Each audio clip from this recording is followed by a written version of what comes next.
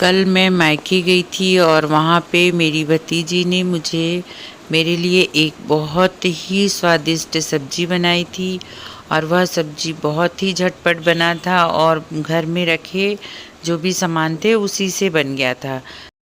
इस रेसिपी को मैं आपके साथ शेयर करती हूँ। फ्रेंड्स, रीता की रसोई में आप सभी का बहुत बहुत स्वागत है और चलिए देखते हैं कि आज हमारी रसोई में क्या बन रहा है।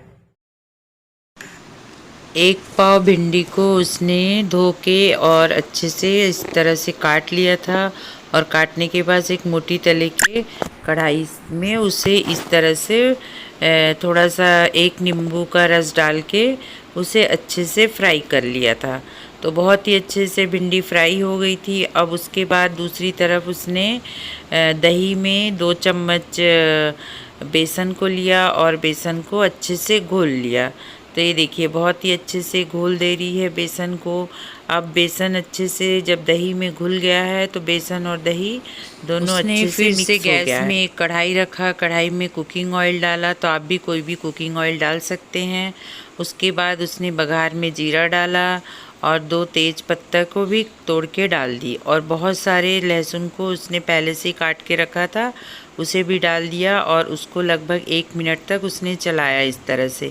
तो जब लहसुन और सारे बघार अच्छे से पक गए तो उसके बाद बारीक कटा हुआ उसमें उसने प्याज डाल दिया। प्याज को भी इस तरह से अच्छे से उसने फ्राई कर लिया।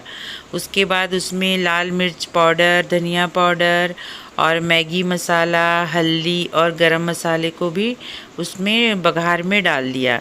तो इससे सारे मसाले बघार में ही डालने से वो मसाले अच्छे से पक गए। तो ये देखिए सारे मसाले को डालने के बाद वो अच्छे से इसे फ्राई कर दी।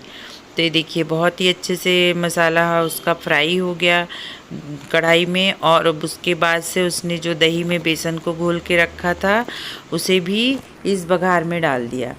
तो ये देखिए जब दोनों घी मिक्स हो गया तो बहुत ही अच्छे से उसे चम्मच की सहायता से वो उसे मिक्स कर देती है। तो इस तरह से बेसन भी पक गया और पूरे बघार भी अच्छे से बेसन के साथ जो दही में घोल के रखी थी वो पक गए। उसके बाद उसने स्वाद के अनुसार नमक डाला। तो फ्रेंड्स आप भी अपने स्वाद के अनुसार यहाँ नमक डाल दीजिएगा। तो ये देखिए नमक डाल के भी उसने फिर से चम्मच की सहायता से उस घोल को अच्छे से फ्राई किया। तो घोल को बहुत ही पतला या गाढ़ा नहीं करना है, इसे एक थिकनेस देना है और बहुत ज़्यादा थिक नहीं होना चाहिए। अब उसमें जो फ्राई की हुई भिंडी थी उसे भी उसने उसमें डाल दिया। अब उसके बाद सारी भिंडी को जब बेसन की ग्रेवी में डाल दिया तो उसे चम्मच की सहायता से उलट पलट कर अच्छे से पका लिया। तो फ्रेंड्स यदि आप चैनल पे फर्स्ट टाइम है तो इसे सब्सक्राइब कीजिए, लाइक कीजिए, कमेंट्स कीजिए और यदि आप फेसबुक पे हैं तो उसे फॉलो कीजिए और इंस्टाग्राम पे भी हैं तो फॉलो कीजिए। तो क्या आपने कभी भिंडी को इस तरह से बेसन की ग्रेवी में बनाया है? ज़रूर से कमेंट्स करके बताइए। तो बेसन की ग्रेवी में भिंडी हमारी रेडी हो गई। अब चावल के साथ